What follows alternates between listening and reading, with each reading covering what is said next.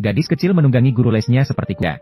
Meskipun lutut guru sudah berdarah dan lecet, namun gadis kecil merasa guru terlalu lambat. Dia meminta untuk dipercepat. Meskipun begitu, orang tua tidak menyalahkan anak perempuan, malah menganggap guru tidak kompeten. Dan dia dipecat. Setelah memecat 12 guru berturut-turut, seorang wanita muncul. Siswa terbaik di London Academy of Dance. Riwayat kerjanya sangat bagus. Kamu diterima.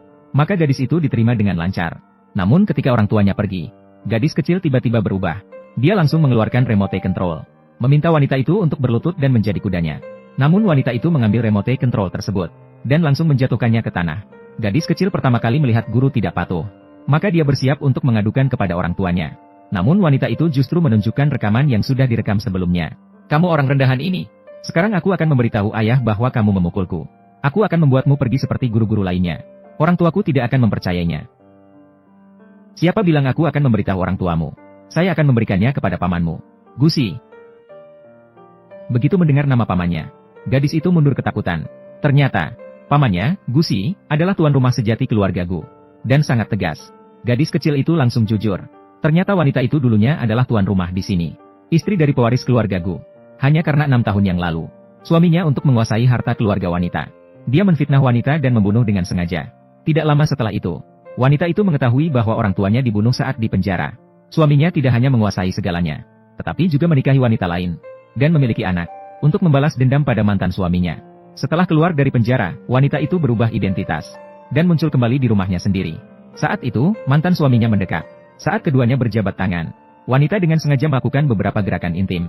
Nyonya Gu di samping juga melihat petunjuknya. Maka dia berbalik dan meminta seorang kepala rumah tangga pribadi, dan meminta dia untuk menjaga guru les ini dengan baik. Pada saat itu, Paman Gusi mengirimkan beberapa hadiah. Namun tidak ada untuk suami Nyonya Gu. Maka dia bersiap-siap untuk memberikan suami Nyonya Gu hadiah secara terpisah. Saat dia memikirkan hadiah apa yang akan diberikan, gadis itu malah kembali. Sepertinya dia juga kekurangan penjepit dasi. Atau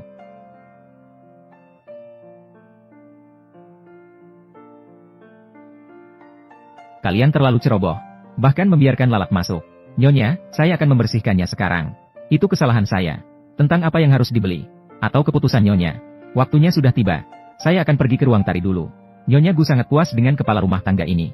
Dia juga meminta dia untuk mengawasi wanita ini dengan baik. Namun dia tidak akan pernah menyangka, kepala rumah tangga ini ternyata adalah orang yang sengaja diatur oleh wanita di sisinya.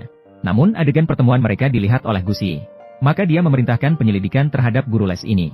Namun hasilnya membuatnya terkejut. Karena latar belakang wanita itu seperti selembar kertas putih. Dia merasa bahwa wanita ini tidak biasa. Maka keesokan harinya, dia pindah ke rumah adiknya dengan membawa barang bawaannya.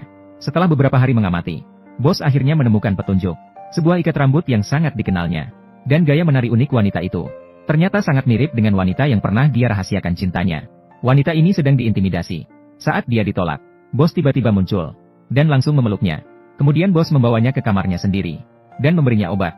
Saat itu bos tiba-tiba menyuruhnya untuk mengikat rambutnya.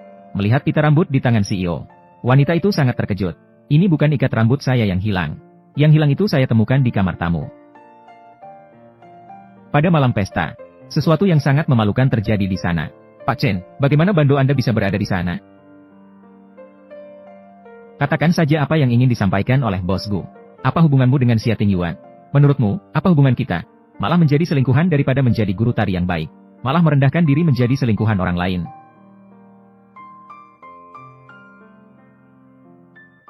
Menari adalah bakatku. Merayu pria adalah sifatku. Bos Gu juga jelas tahu motifku. Tapi tidak membongkar diriku. Bukankah kamu juga punya motif tersendiri? Orang yang ambisius memang cerdas. Alasannya aku tidak membongkar dirimu, agar kamu terus menggunakan kecerdikanmu. Tolong rayu Xia Tian dengan baik. Tidakkah kamu takut membuat adikmu tersayang sedih? Asalkan kamu bisa membantuku membuat Xia Tingyuan meninggalkan Marvel.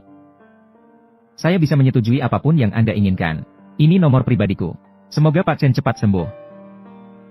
Agar tidak mengganggu belajar keponakan saya.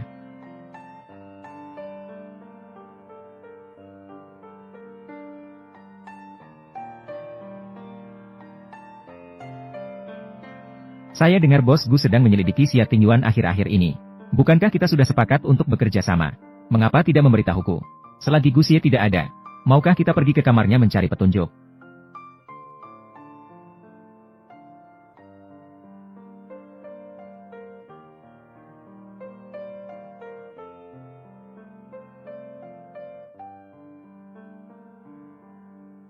Sambungkan flash disk ini ke komputernya.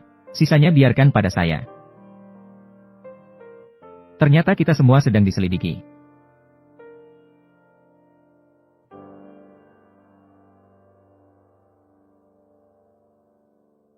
Semua file ini telah dienkripsi. Berikan saya sedikit waktu.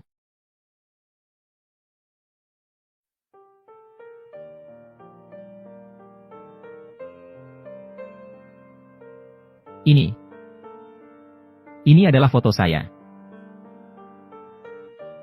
Dan pita saya. Tidak baik, Bos Gu sudah pulang.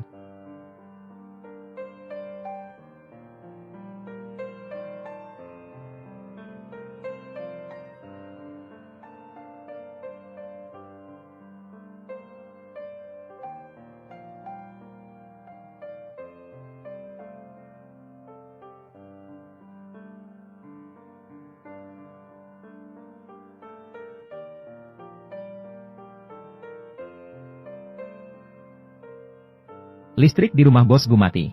Apakah Anda ingin turun dan melihat? Mengerti?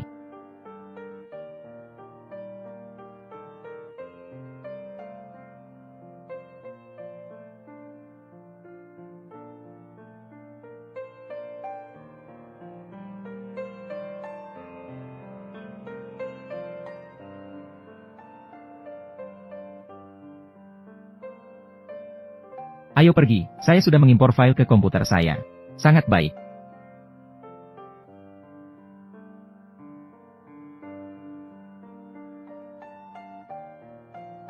Untungnya hanya mati listrik. Bos Gu, apakah Anda baik-baik saja?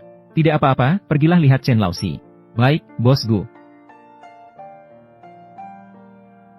Xia Song benar-benar sibuk sekali. Pulang begitu larut. Saya hanyalah pegawai senior di keluarga Gu. Saya tidak bisa ikut minum dan bersosialisasi. Saya juga melakukan ini demi kebaikan keluarga Gu. Membawa selingkuhan ke rumah juga dianggap demi kebaikan keluarga Gu. Hanya urusan antara kita berdua. Saya tidak akan merepotkan kakak lagi. Itu masuk akal. Saham grup Gu. Ini juga urusan di antara keluarga Gu. Selamanya tidak ada hubungannya denganmu, orang asing ini. Jadi saya memperingatkan. Jangan pernah mencoba mengincar saham adik perempuanku.